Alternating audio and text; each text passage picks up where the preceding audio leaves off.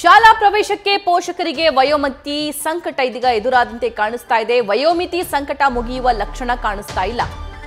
ಸಂಕಷ್ಟದ ಸುಳಿಯಲ್ಲಿ ಲಕ್ಷಾಂತರ ಮಕ್ಕಳು ಪೋಷಕರಿದ್ದಾರೆ. ಯುಕೆಜಿ ರಿಪೀಟ್ ಮಾಡಿ ಇಲ್ಲದೆ ಅಡ್ವಾನ್ಸ್ ಯುಕೆಜಿಗೆ ಕಳುಹಿಸಿ ಅಂತ ಸರ್ಕಾರದಿಂದ ಆದೇಶ ಬಂದಿಲ್ಲ ಅಂತಿದ್ದಾರೆ ಶಾಲೆಗಳು. 1ನೇ ತರಗತಿಗೆ ಖಾಸಗಿ ಶಾಲೆಗೆ ಮಗು ಸೇರಿಸೋದಕ್ಕೆ ಪೋಷಕರು ಪರದಾಡ್ತಿದ್ದಾರೆ.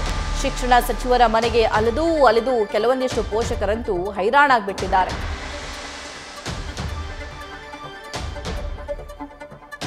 ಲೈವ್ ಡೀಟೇಲ್ಸ್ ನೀಡ್ತಾರೆ ನಮ್ಮ ಪ್ರತಿನಿಧಿ ಪ್ರಗತಿ. ಹಲವು ದಿನಗಳಿಂದ ವರ್ಷಗಳಿಂದ ಪೋಷಕರ ದೊಡ್ಡ ಸಮಸ್ಯೆ ಇದಾಗಿದೆ. ಸ್ಪೆಷಲಿ ಇದು ಖಾಸಗಿ ಶಾಲೆಗಳಲ್ಲಿ ಪೋಷಕರಿಗೆ ಎದುರಾಗುವಂತಹ ಸಮಸ್ಯೆ. ಈ ಸಮಸ್ಯೆ ಬಗ್ಗೆ ಸಚಿವರು ಏನು ಗಮನ ಹರಿಸ್ತಿಲ್ವಾ? ಏನ್ ಹೇಳ್ತಾರೆ ಪೋಷಕರು? ಏನಾಗಿದೆ ಅವರ ಅಳಲು?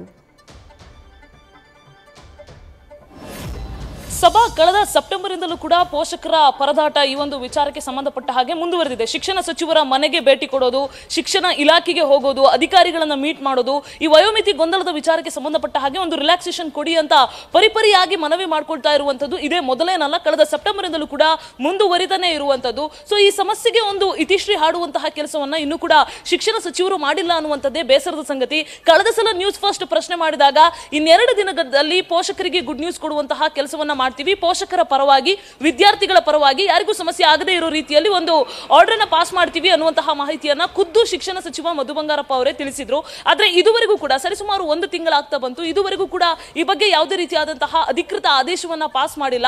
ಇನ್ನೇನು ಅಕಾಡೆಮಿಕ್ ಇಯರ್ ಕೆಲವೇ ತಿಂಗಳುಗಳಲ್ಲಿ ಆರಂಭ ಆಗುತ್ತೆ. ನಿಮಗೆ ಗೊತ್ತಿರಬಹುದು, ಖಾಸಗಿ ಶಾಲೆಗಳಲ್ಲಿ ಕಳೆದ ಡಿಸೆಂಬರ್ ಇಂದನೇ ಅಡ್ಮಿಷನ್ ಆಗೋಗ್ಬಿಡುತ್ತೆ. ಸೊ ಪೋಷಕರಿಗೆ ಈಗ ಇರುವಂತಹ ಸವಾಲುಗಳೇನಪ್ಪಾ ಅಂತ ಹೇಳಿದ್ರೆ, ಸಮಸ್ಯೆಗಳೇನಪ್ಪಾ ಅಂತ ಹೇಳಿದ್ರೆ, ಅಡ್ಮಿಷನ್ ಮಾಡಿಸ್ಬೇಕಾ ಬೇಡವಾ?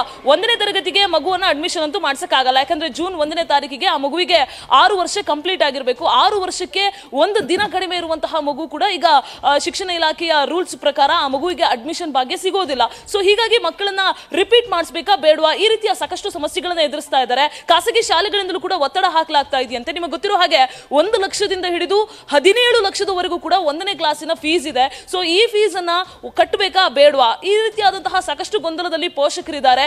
ಸೊ ಈಗ ಶಾಲೆಗಳಿಂದ ಏನ್ ನೋಟಿಸ್ ಬರ್ತಾ ಇದೆ ಅಂತ ಕೇಳಿದ್ರೆ, ಒಂದೇ ಅಡ್ವಾನ್ಸ್ ಯುಕೆಜಿ ಅಂತ ಮಾಡಿದ್ದಾರೆ. ಅಂದ್ರೆ ಈ ಯುಕೆಜಿ ಮತ್ತೆ ಫಸ್ಟ್ ಸ್ಟ್ಯಾಂಡರ್ಡ್ ಏನಿದೆ ಇದ್ರ ಮಧ್ಯೆ ಒಂದು ರಿಪೀಟ್ ಮಾಡಬಾರ್ದು ಮಕ್ಕಳು ಅಂತ ಹೇಳ್ಬಿಟ್ಟು ಅಡ್ವಾನ್ಸ್ ಯುಕೆಜಿ ಅಂತ ಮಾಡಿದ್ದಾರೆ.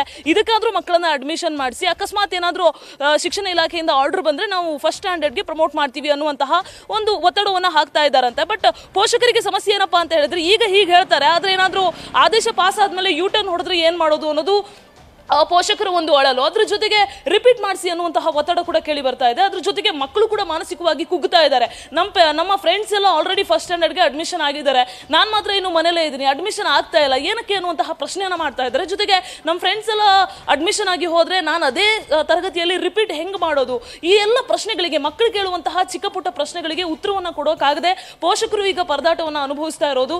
ಸೊ ಏನ್ ಉತ್ತರ ಕೊಡಬೇಕು ಅಂತ ಗೊತ್ತಾಗ್ತಾ ಇಲ್ಲ. ಆರ್ಡರ್ ಪಾಸ್ ಆಗುತ್ತಾ, ಪಾಸ್ ಆಗಲ್ವಾ? ಈ ಒಂದು ಕನ್ಫ್ಯೂಷನ್ ಮಧ್ಯೆ ಈಗ ಪೇರೆಂಟ್ಸ್ ಇರುವಂತದ್ದು. ಈ ಕನ್ಫ್ಯೂಷನ್ಗೆ ಒಂದು ಕ್ಲಾರಿಟಿಯನ್ನ ಶಿಕ್ಷಣ ಇಲಾಖೆ ಆದಷ್ಟು ಬೇಗ ಕೊಡಬೇಕು. ಎಲ್ಲ ಏನೋ ಟ್ರೈನ್ ಹೋದ್ಮೇಲೆ ಟಿಕೆಟ್ ತಗೊಂಡ್ರೆ ಪ್ರಯೋಜನ ಇಲ್ಲ. ಅಕಾಡೆಮಿಕ್ ಇಯರ್ ಆರಂಭ ಆದ್ಮೇಲೆ ಇವರು ಆರ್ಡರ್ ಅನ್ನ ಪಾಸ್ ಮಾಡಿದ್ರೆ ಯಾವುದೇ ರೀತಿಯಾದಂತಹ ಪ್ರಯೋಜನ ಇಲ್ಲ. ಆದಷ್ಟು ಬೇಗ ಒಂದು ಅಧಿಕೃತ ಆದೇಶವನ್ನ ಪಾಸ್ ಮಾಡಬೇಕಾಗಿರುವಂತದ್ದು ಸಭಾ. Thank you Pragati. News first ನಿರ್ಭೀತಿಯಿಂದ ನಿಮ್ಮ ಪರವಾಗಿ.